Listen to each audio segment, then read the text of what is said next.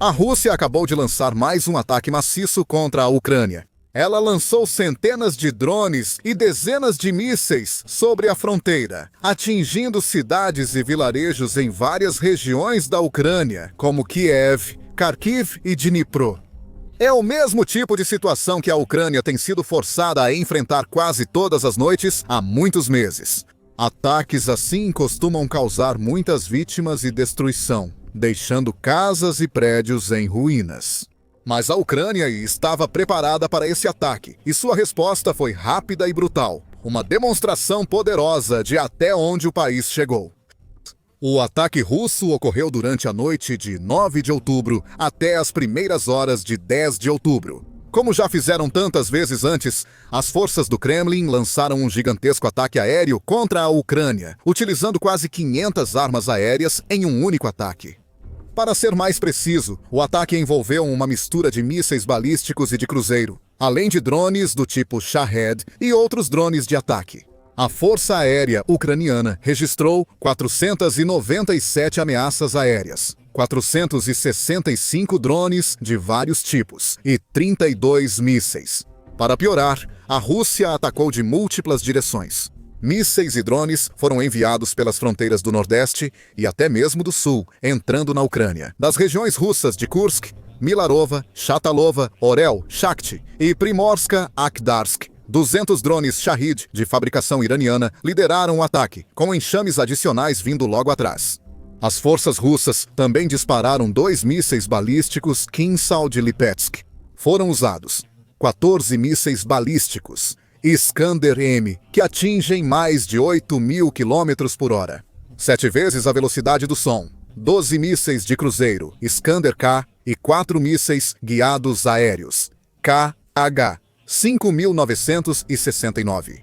Isso não foi apenas um ataque em grande escala, foi um ataque que envolveu uma variedade diversificada de armamentos.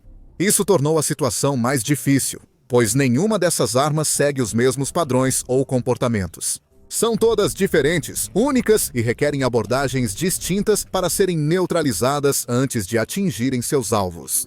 Se a Ucrânia só tivesse que lidar com 500 drones Shahed, por exemplo, e nenhuma outra variedade de drone ou míssil, ela saberia exatamente a que velocidade esses Shaheds podem viajar, até onde podem ir e do que são capazes. Suas forças, portanto, seriam capazes de discernir rapidamente as melhores maneiras de derrubá-los e implantar as defesas relevantes, provavelmente abatendo quase todos os drones enquanto sofrem danos mínimos. Ou, se a Ucrânia só tivesse que lidar com um único tipo de míssil, pelo menos conseguiria identificar o modelo em questão e tomar as medidas apropriadas para neutralizá-lo. No entanto, quando a Rússia mistura as coisas a esse ponto, enviando vários drones e mísseis, todos em diferentes velocidades, altitudes e padrões, os defensores da Ucrânia enfrentam uma tarefa bem mais difícil. Eles não podem depender de um só sistema ou estratégia de defesa aérea para enfrentar todas essas armas. Eles devem responder rápido, de forma proativa e diversificada, escolhendo as soluções certas para repelir cada ameaça. E é exatamente por isso que a Rússia atacou dessa forma. Eles usaram drones, mísseis e diversos vetores de lançamento para tentar confundir e sobrecarregar as defesas da Ucrânia. Eles tinham grandes expectativas para esse ataque. O Kremlin pode ter previsto destruição em massa na Ucrânia, com muitos prédios destruídos e alto número de mortos e feridos.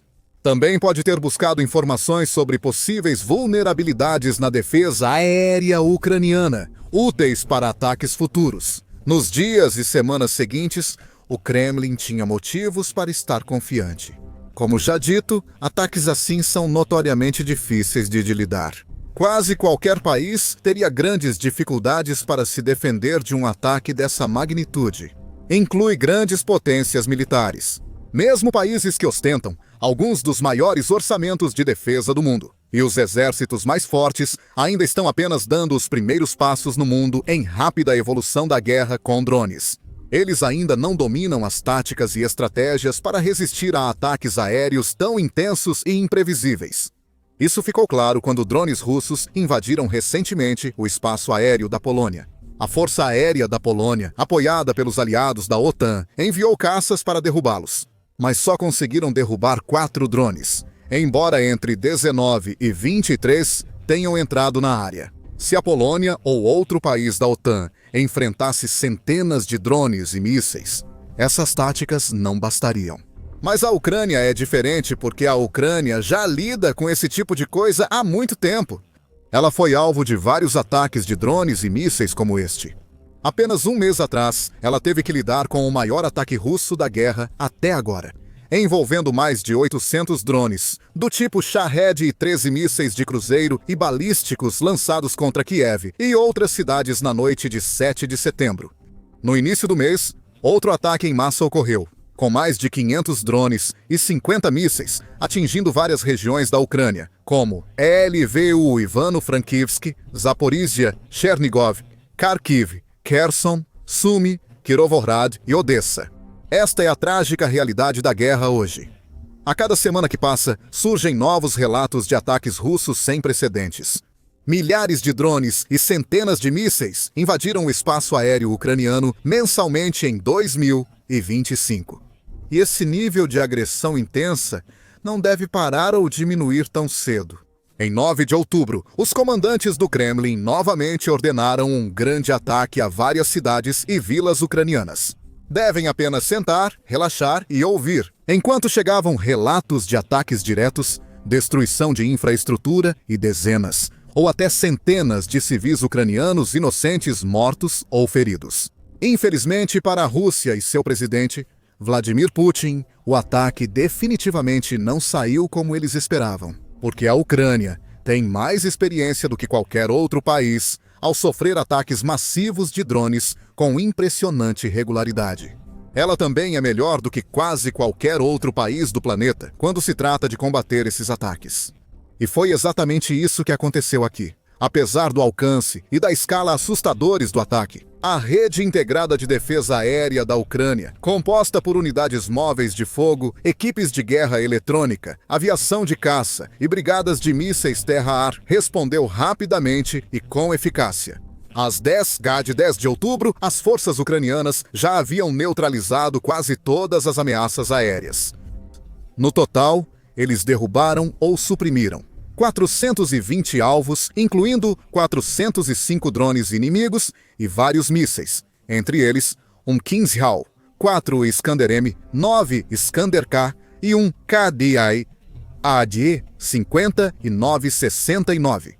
A confirmação veio por uma postagem no Facebook da conta oficial do Comando da Força Aérea da Ucrânia, na noite de 10 de outubro, após as 19. No dia 9 de outubro, o inimigo lançou um ataque combinado contra o território da Ucrânia, usando drones de ataque, mísseis lançados do ar e do solo. No total, as tropas radiotécnicas da Força Aérea detectaram e acompanharam 497 veículos de ataque aéreo, 32 mísseis e 465 drones de vários tipos. A aviação, tropas de mísseis antiaéreos, guerra eletrônica, sistemas não tripulados e grupos móveis das forças de defesa da Ucrânia repeliram o ataque aéreo. De acordo com dados preliminares, até as 10h as defesas aéreas abateram 420 alvos aéreos, sendo 405 drones inimigos dos tipos Shahed-Gerbera. Drones de outros tipos: um míssil aerobalístico KH-47M2, Dagger 4 mísseis balísticos, Iskander MK-N-23, 9 mísseis de cruzeiro, Iskander-K e um míssil aéreo guiado, KH-5969. Além disso, 4 mísseis inimigos não atingiram seus alvos. Perdidos na localização, os locais de impacto estão sendo especificados. Foram registrados impactos diretos de 13 mísseis e 60 drones de ataque em 19 locais, e fragmentos dos abatidos caíram em 7 locais. A Ucrânia neutralizou cerca de 85% do armamento aéreo da Rússia, e vários mísseis adicionais também não atingiram seus alvos. Apenas uma pequena fração, 13 mísseis e 60 veículos aéreos não tripulados, realmente causaram danos. Isso mostra como a Ucrânia se tornou extremamente eficaz em resistir aos ataques aéreos da Rússia, e como seu sistema de defesa aérea é impressionante e multilayer. graças tanto aos desenvolvimentos e inovações domésticas, quanto ao apoio inestimável de muitos aliados da Ucrânia, na OTAN e no mundo ocidental. De fato, o simples fato de a Ucrânia ter conseguido derrubar um Kinzhal, que é um dos mísseis balísticos mais rápidos existentes atualmente, capaz de alcançar Mach 10 ou mais de 12.000 km/h, é talvez o aspecto mais impressionante dessa história. Isso mostra que os defensores da Ucrânia usam de forma inteligente os avançados sistemas de defesa aérea ocidentais, como os Patriots e os SAMP, baterias para contra-atacar, mísseis hipersônicos que no passado foram descritos como imparáveis no ar. Cada vez que a Ucrânia consegue algo assim, abala a confiança da Rússia e enfraquece qualquer vantagem estratégica que o Kremlin acredita ter. Isso também valida a estratégia da Ucrânia e prova que o país está no caminho certo, ficando mais forte e resiliente a cada dia. Claro, embora haja pontos positivos nesse incidente, alguns drones e mísseis ainda ultrapassaram as defesas da Ucrânia e causaram danos no país. O presidente da Ucrânia, Volodymyr Zelensky, foi ao X para detalhar o impacto total e franco do ataque, escrevendo: "Em vários locais de infraestrutura crítica, a recuperação segue após o ataque russo ao setor de energia. Foi um ataque cínico e calculado, com mais de 450 drones e 30 mísseis como alvo. Tudo o que sustenta a vida normal, tudo o que os russos querem nos privar. Mais de 20 pessoas no país foram relatadas como feridas até agora e estão recebendo assistência. Infelizmente, uma criança morreu em Zaporizhia após o ataque. Meus sinceros sentimentos à família e aos entes queridos. A perda trágica de uma vida jovem mostra que, mesmo defendendo seu território contra a maioria dos drones e mísseis russos, a Ucrânia ainda sofre. Quem escapou dos interceptadores, da guerra eletrônica e das unidades de fogo ainda pode causar grandes danos", afirma Zelensky. Em Kiev, equipes trabalham para restabelecer energia e água. Foram registradas quedas de energia em Kiev, Donetsk, Chernihiv, Cherkasy, Kharkiv, Sumy, Poltava, Odessa e Dnipro. As regiões de Zaporizhia, Kirovograd e Kherson também estão se recuperando após o ataque. Todos os serviços atuam na recuperação e socorristas trabalham onde necessário. Recebo relatórios frequentes do ministro do Desenvolvimento das Comunidades e Territórios, Oleksiy Kuleba, da ministra da Energia, Svetlana Grinchuk, do ministro dos Assuntos Internos, Igor Klimenenko, e de autoridades locais. Exige-se máxima eficiência dos representantes do governo em todos os níveis. Zelensky encerrou seu tweet condenando o Kremlin e destacando que a Rússia novamente atacou infraestrutura civil e energética, não alvos militares. Enquanto pede aos aliados da Ucrânia, em toda a Europa e do outro lado do Atlântico, na América do Norte, que continuem a impor sanções e enviar apoio à Ucrânia. A infraestrutura civil e energética é o principal alvo dos ataques russos antes da temporada de aquecimento. Juntos, podemos proteger as pessoas desse terror.